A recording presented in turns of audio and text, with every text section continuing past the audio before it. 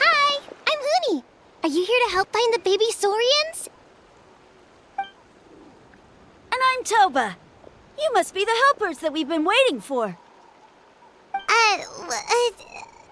It's nice to meet you too, but we're just passing through. Oh, but Uncle Sanka said he was gonna send some of his friends over to help us. You sure he didn't mean you?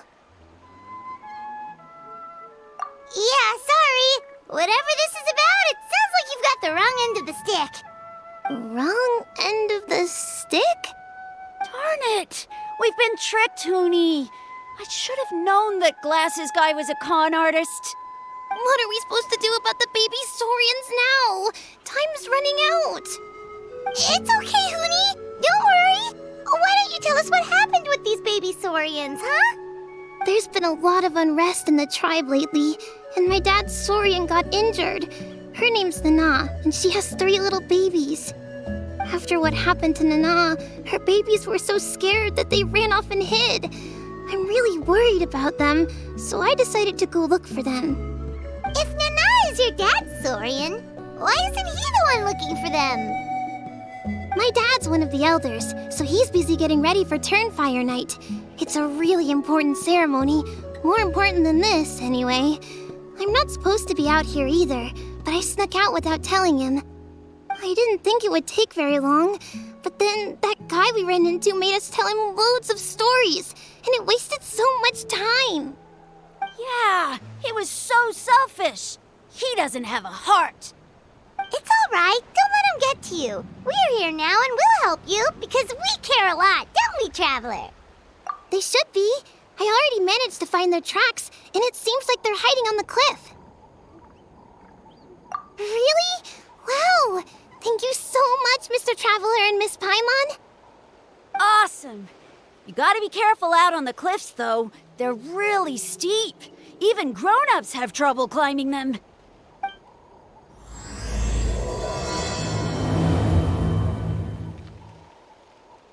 Huni said the baby Saurians are on the cliff, so let's...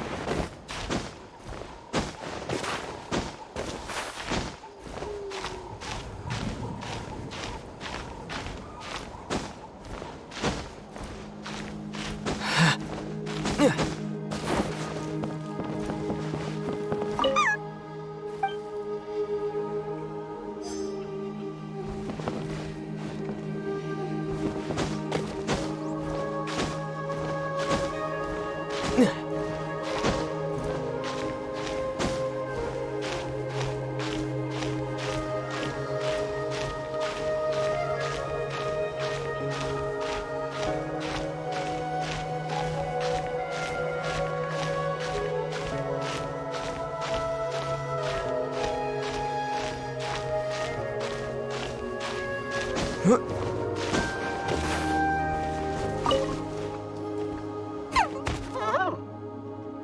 found them! Wait, but what's that other... Ahau? Well, if it isn't the gruesome twosome who wormed their way into our servant circle of friends. Still awestruck from the last time we met? Would that be why you hastily scrambled up here to pay your respects the moment you saw us? I suppose we can't blame you. Such is the spell that our majesty casts on our minions. Very well. You heathens leave us no choice. The almighty Dragon Lord, K'uhul Ahau, shall grant you the audience that you seek. Come, pucker up. You may now kiss our feet. Wait, aren't you like Kenichi's sidekick? What the heck are you going on about? You're somehow managing to be even more annoying than the last time we met. Silence! Who are you calling sidekick? We are the Dragon Supreme, sovereign ruler of the Nation of Flame.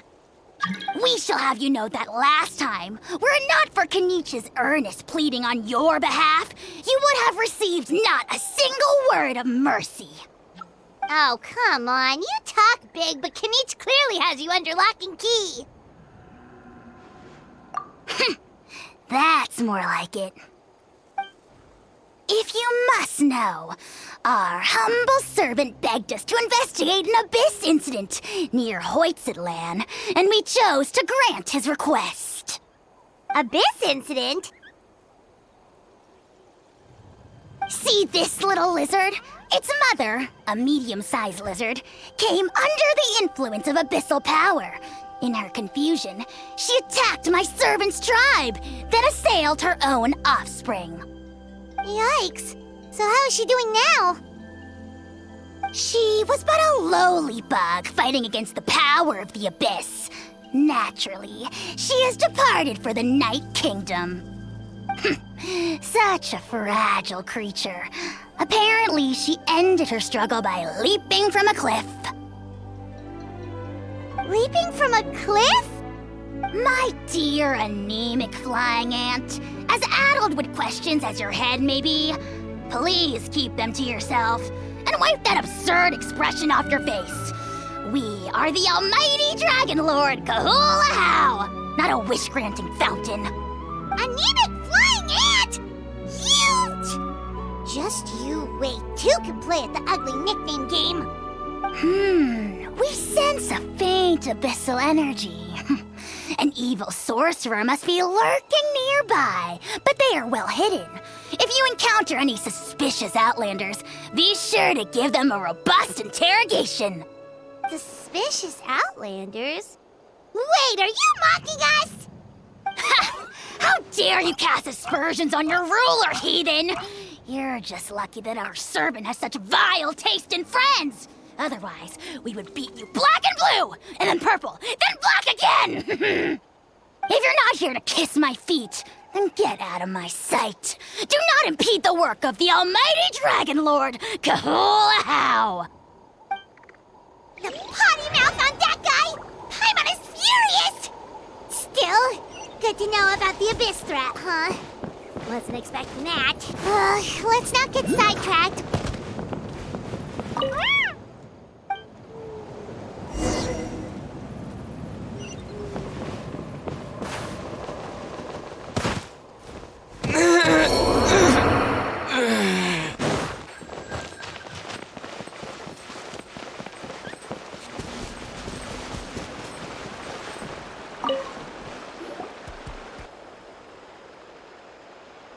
Wow, you're back already? That was so fast. I'm so glad that the babies are all right. Thank you both so much. Now we can finally go home and stop worrying about them. You're welcome. Piece of cake. You're not from Natlan, right? Because your clothes look different than ours. Hey, you must be tired after all that climbing. You should come take a rest at my house. Yeah, please come. I promise you'll get a big Scions of the Canopy welcome. We love having guests, and you're really nice people.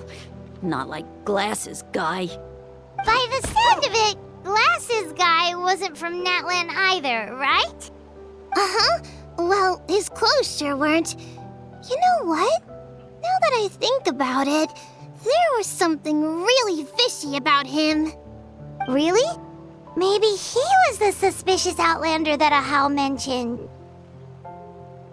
Sure, if you're interested. Oh, let me think. How did the conversation go again? Oh, please, mister. I've told you so many stories already. When are you gonna help me find the baby Saurians? Just one more story. One more, I swear. Why don't you tell me more about that ball of fire? I heard that there was a huge transparent ball of fire that used to burn 500 years ago, 1,000 years ago, maybe even further back than that. Oh, you mean Turnfire.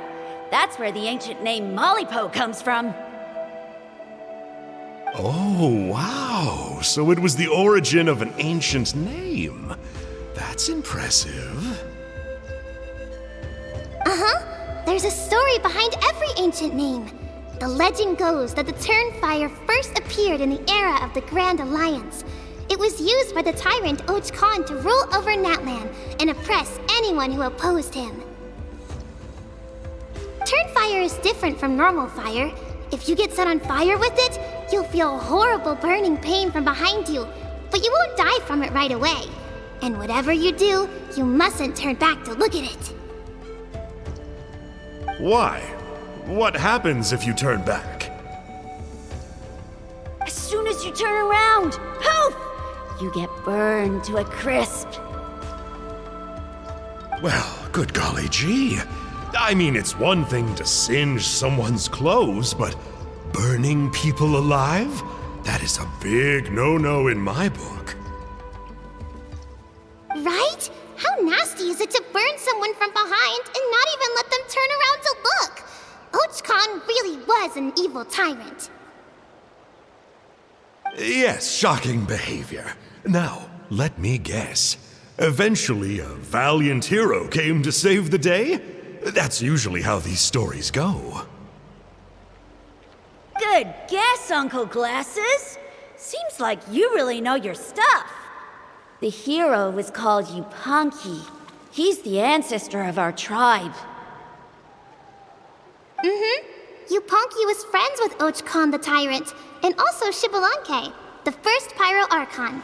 He was working as an ordnance officer for the Grand Alliance at the time. He didn't like how Och Khan was such a cruel tyrant, so he stole the Turnfire and threw it at the Och Khan's army. The soldiers couldn't defend against it, and they all got turned to ash. And that's how our ancestors set our people free. But just as he was about to leave the city, he thought he heard Och Khan calling out to him from behind. It caught him off guard, and he turned around to look. But Och Khan wasn't there. All he saw was a city burned black, an army in ruins, and giant flames reaching up into the sky. A split second later, the flames he saw burst out from inside his eyes and swallowed him up. All it took was a single glance. As soon as he looked back, he was burned to a crisp. The question is, was this the price he paid for stealing the Turnfire, or the price of turning back? Nobody knows the answer, but the fire that consumed Yupanqui burned more fiercely than any other. It burned for 100 days until it burned a hole right through the ley lines. And then, the flame dropped into the deathly dark Night Kingdom, where it still burns to this day. The grown-ups say that it lights up the path that leads to the next life. But for the dead to be reborn, they have to accept the flames and be purified by the fire first. It's like a final look back at your life, where you have to answer for everything you did. Anyway, that's the story of Yupanqui's Turnfire. Ah, a fine parable indeed. So, is it true? Is it really possible to find this fire in the Night Kingdom? I don't know. I think it's just a story. Either way, I assume this name has been passed down in your tribe ever since? Sure has. It went to Burkina, the hero that we celebrate on Turnfire Night. But that was 500 years ago. Yeah, and now it belongs to Kanich. So we often call him Malipo Kanich. Kinich, huh? All right, Uncle Glasses, that's enough stories. Now, can you please go find the baby saurians for us like you promised?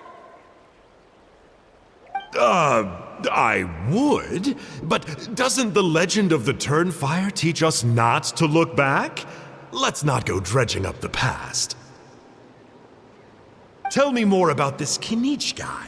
One more story, I swear. Starting now. No? Careful, Toba. You look dangerously close to cursing me out right now. Tut tut, we can't have that. Cursing is for grown-ups only. Uncle, you'd better not be trying to trick us, or the Turnfire will get you when you die. How would it get me if I'm outside of Natlan? Uncle Glasses isn't from here, you know. Unlike you. Huh? Wait, is that?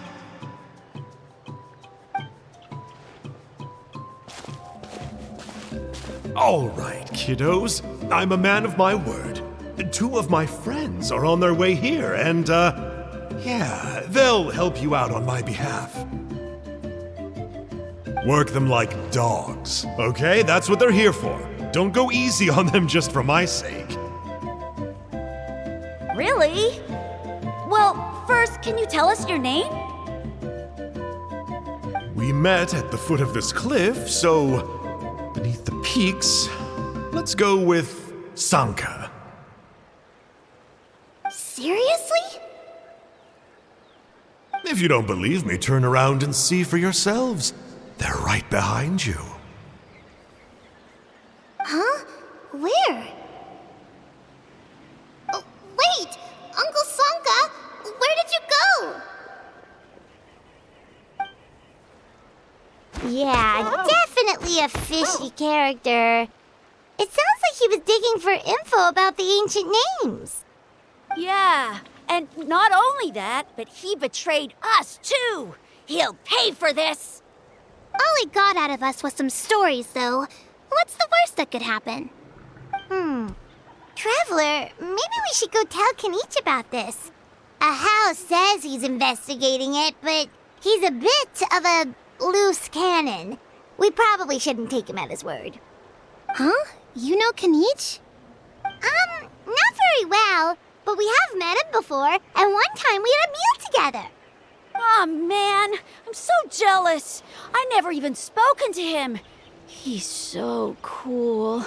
He's the Saurian hunter, and he has a really awesome ancient name. Me neither. I don't think my dad really likes him, though. He always tells me to stay away from him. Probably because of that little creep he always hangs out with. He's nasty, and he's so full of himself. Oh, the creep who calls himself K'uhul Ahau? Yeah, we've had the pleasure of meeting him too. He sure loves pushing people's buttons. Exactly. I don't know why Kinich partnered up with him. Why didn't he pick me instead? Uh-oh. Huni, look how late it is. We've been out way too long. We better get home now or we'll get yelled at. Oh, yikes. You're right. Okay, well, this path here leads to our settlement. If you decide to visit, remember to come to my house. If there's anything you need, my dad can help get it for you. Hope to see you soon. We gotta run. Bye for now.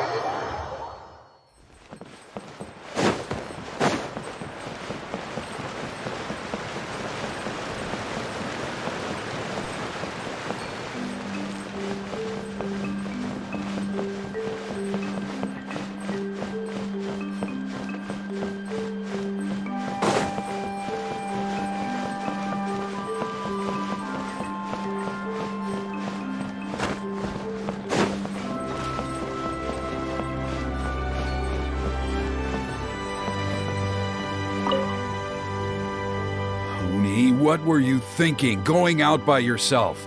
Don't you know how dangerous it is? It's okay. Toba helped me.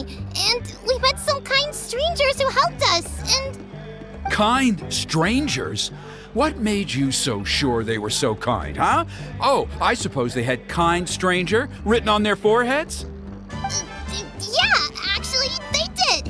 In big, bold letters. Don't talk back to me. The Mountain King problem still hasn't been solved. What would I do if I lost you too? No dinner for you tonight. They were good people, Dad. Dinner or no dinner. Hello again, Huni. It's Miss Paimon and Mr. Traveler. Dad, it's them. They're the ones who helped me. And I promised we'd take care of them if they came to visit. Oh, so you're the kind strangers. Well, I'm Trinidad. Apparently, you helped my daughter today, so if there's anything you need, just ask. As an elder of the Scions of the Canopy, I've got some influence around here. Now, I trust that you're sensible people who know better than to take advantage of... Yep, just helping a neighbor. We're not looking for anything in return. Oh? Well, let's hope so. Dad, please. They're not bad people. They've eaten at the same table with K'nich before. Be nice to them. K'nich? Wait! I heard that two mysterious travelers from afar showed up at the Stadium of the Sacred Flame. Are they you? And Paimon's the other. I do apologize. A lot's been going on in our tribe lately, and I suppose the pressure must be getting to me. I can't believe I was so rude to you. I feel ashamed. We got off on the wrong foot. Can we, start over? Oh, now we're talking. Seriously, though, don't worry about it. Already forgotten. We're just happy to see Huni got home safe and sound. Oh, you just arrived, I take it, and it would be my honor to give you a hero's welcome tonight. Careful now. That's quite an about face. We've heard that kind of thing can lead to spontaneous combustion around these parts.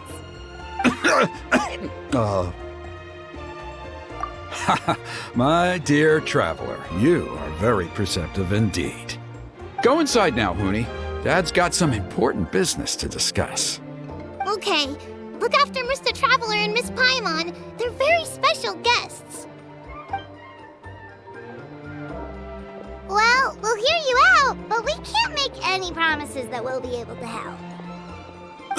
Well, this is a matter of utmost importance. Please, allow me to explain. For many years, our tribe has celebrated the Turnfire Night. It is a traditional ceremony among the Scions of the Canopy in which we remember our ancestor, Burkina, and his companion, Kangamato, the Mountain King. Burkina was a hero who bore the ancient name Malipo, and Kangamato was a powerful Yumkasor warrior. Together, they fought against the Abyss. They were victorious, but it came at a great cost. Burkina paid with his life. The Mountain King survived, but was contaminated by the Abyss, and he remains in hibernation to this day. Normally, Yumkasors never live longer than a century. It is possible that the abyssal power is responsible for his unnaturally long lifespan. Oh, that's right. The Mountain King is a living symbol of our glory, but even this glory comes at a price. The abyssal power inside him is highly sensitive, and when it is disturbed, he awakens and flies into a blind rage, attacking anything that moves. So, besides the ceremony, another important part of Turnfire Night each year is cleansing the abyssal power inside the Mountain King so that he will remain sound asleep. However, Abyss-related incidents have been on the rise in that land lately, as I'm sure you're both aware. As a result, it has become increasingly difficult to keep the Mountain King in hibernation. Only 5 months have passed since the last Turnfire Night, and he's already showing signs of instability. Has he woken up again? He has. We managed to contain the situation by performing a makeshift ceremony right away, but it was a close call. He could reawaken at any moment. Also, he attacked and wounded my companion, Nana, during the ceremony. She became contaminated by the abyss as a result, and... We heard. Such a tragedy. We're really sorry for your loss. Yes, and Nana wasn't the first. Anyway, right now we're preparing for an exceptional Turnfire Night ceremony, and we need to find a suitable flame bearer. From what I've heard about your adventures, I believe you would be perfect for the role. Of course. Plus, he's a bona fide hero who inherited the Malipo name. Oh, you mean K'uhul? Yes, he's the one. A hero, worth his weight in gold. And unfortunately for us, he's all too aware of that. No prizes for guessing what he said when I asked him to host a Turnfire Night outside of the annual schedule. An exceptional ceremony? Oh, I'll have to charge an exceptional price. I swear, no other concept exists in that boy's brain. I'm not the one to usually talk about people behind their backs, but I'm convinced the Wayab got hit on the head and took a wrong turn the day it chose to give that ancient name to him. I mean, have you ever heard of a hero whose mantra is, "What's your asking price?" Oh, and don't get me started on that insufferable Ahau he hangs around with. Thinks he's God's gift to mankind. Pompous fool. Yeah, Paimon has to agree on that last part. Anyway, the fact is, the ceremony can just as easily be done without him as long as we can find someone else. And besides, you two seem like much better candidates. So, what do you think? Wonderful! I can't thank you enough. Huni was right about you. You have kindness in your hearts. Come with me to the other side of the mountain. I'll bring you up to speed on each step of the ceremony. As experienced warriors, I'm sure you'll pick it up in no time.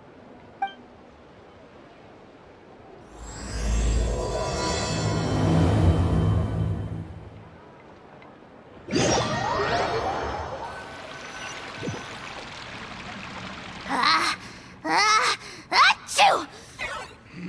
Curses! Who dares insult the great K'uhul Ahau behind his back?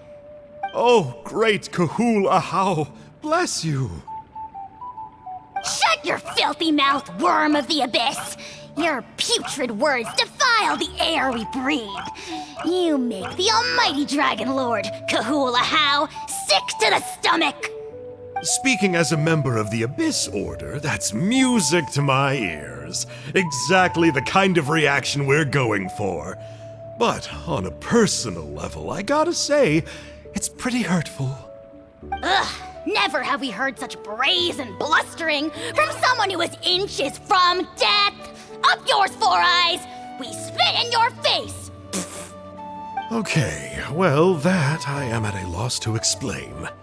How do I manage to stay so chirpy and cheerful? I can only guess it's some kind of powerful magic. But I digress.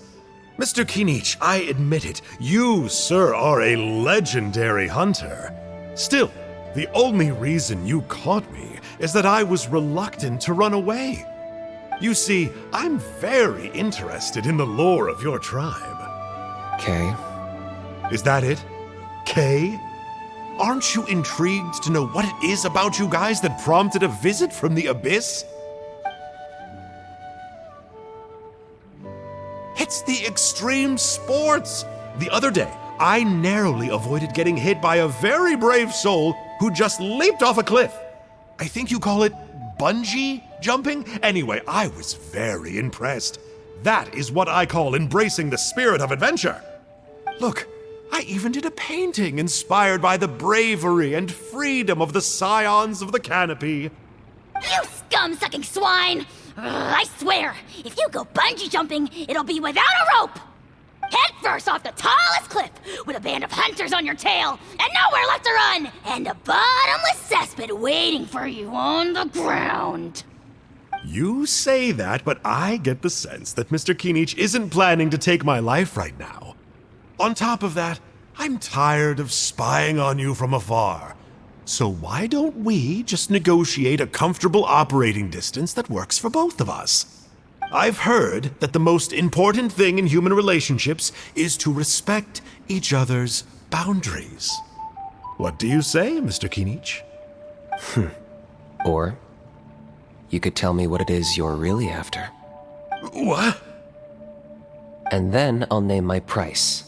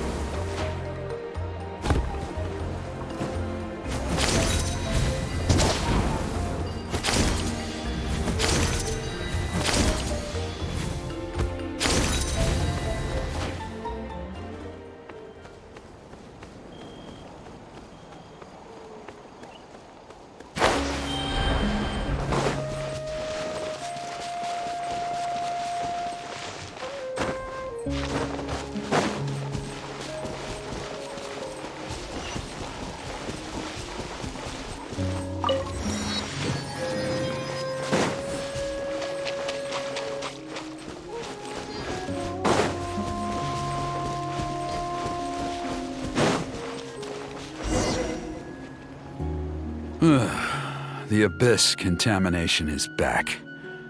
No surprises there. No doubt that explains the Mountain King's recent activity. See those torches over there? Those are the Sacred Flame offshoots that we requested from the Stadium of the Sacred Flame. They contain the power of the Pyro Archon. Are you saying that the Sacred Flame and the Turnfire are the same thing? Well, for ceremonial purposes, at least. Sending someone to the Night Kingdom to retrieve the legendary Turnfire isn't exactly an option. More to the point, though, the Sacred Flame is able to burn away abyssal filth, so that's why we use it in the ceremony. Gotcha! So basically, we just need to clean up the filth with the Sacred Flame. Well, that's one part of it, yes, but the complete ceremony is a bit more complicated than that.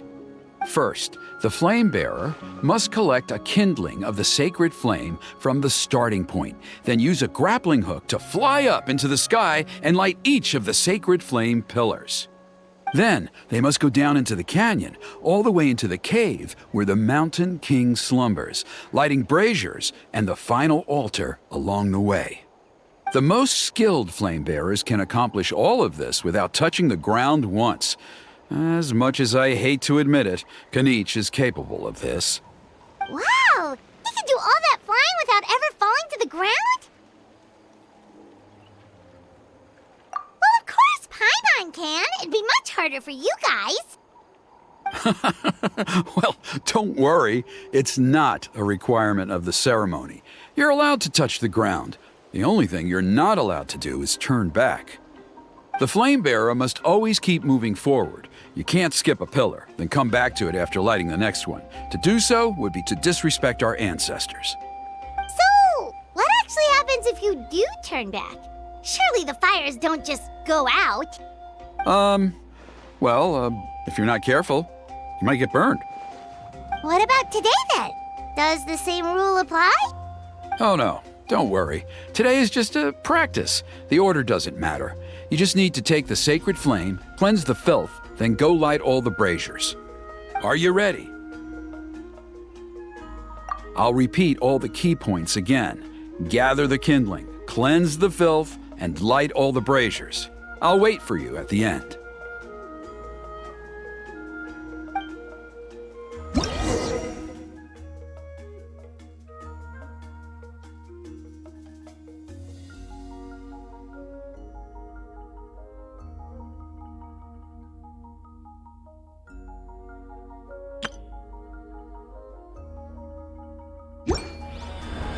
If there's nothing better to do, we could go foraging for ingredients.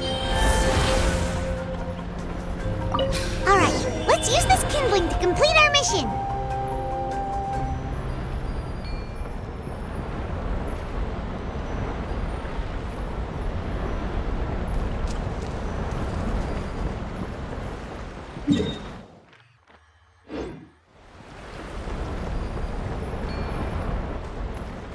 There's abyssal filth over there! Let's burn it away with the sacred flame!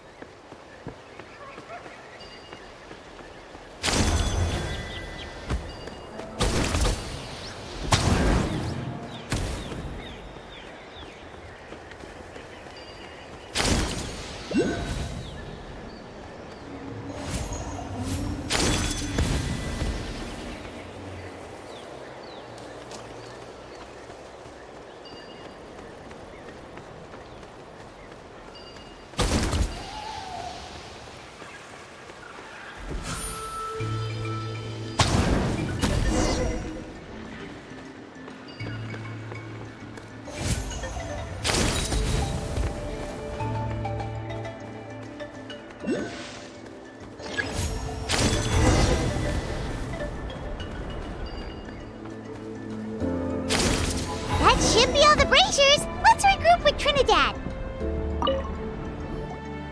I knew I was right about you. You have outperformed all of the other previous candidates. If there was an ancient name for outstanding flame bearers, I'm sure the Wayab would consider you for the honor. Yeah, although it would probably take Paimon quite a bit longer. All right, now there's still a few days left until the ceremony, and I should probably get back so I can inform the chief and the other elders that I have found the flame bearer we need. Oh, you mean they've still got to sign off on it? Some of them are still hoping we can come to an agreement with Kanich, but that's only because they haven't seen you in action. Still, I'm the one responsible for securing a flame bearer, and my recommendation is you. Just for Paimon's own peace of mind, are you sure it's not going to be a problem having Outlanders take on such an important role in your ceremony? See that place over there? There was a time, long before the age of Burkina and the Mountain King, when we, Scions of the Canopy, called that our home. After a period of upheaval, our ancestors were forced to move away. Now, it has become a place where our youths go to develop courage and kindle a spirit of adventure. If we fail to keep the threat posed by the Mountain King at bay, it might not be long before we have to move again and find a new home. So, to answer your question, I think everyone will agree that you are the right choice. Fair enough. Desperate times call for desperate measures. I'll need you to drop by my place at some point before the ceremony, if that's all right. There are still a few final details that we need to discuss. Okay, see you later then. You have my gratitude. We've helped out with a lot of other local festivals before, but this one feels a little different. Anyway, let's take a break before heading back to Trinidad's place.